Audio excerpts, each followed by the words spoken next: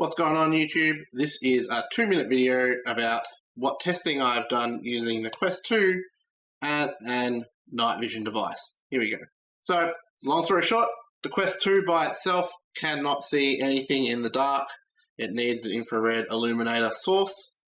There is a couple of lights that are on it that you could tape up so that it becomes less visible, but overall it can't see you and you can't do gestures to it while it's doing things. You can buy things like this for fairly cheap off Amazon, which will let you use it in the dark, and it works really well. It sends a really wide beam, and I can see inside of my house very well with it.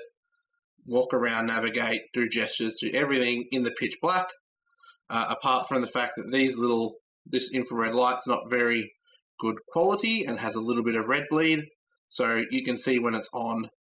So if someone was, say, shooting at you, they would see the red dot and just shoot you in the head. Right. I tried it with the Sidewinder on infrared and tried it with different brightness settings, and it was not good enough to use. The Quest just comes up with an error message saying it's too dark, turn the lights on.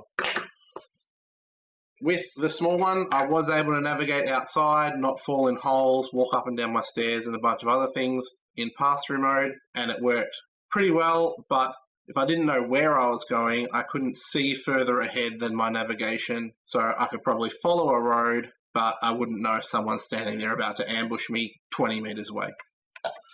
I thought maybe to counter that, I would use something like this infrared spotlight. This doesn't have any red bleed. It's also a cheap one, runs on two 18650s. Doesn't have any infrared bleed, but it's not wide enough to use by itself with your hand gestures, so you still have to have the other one on.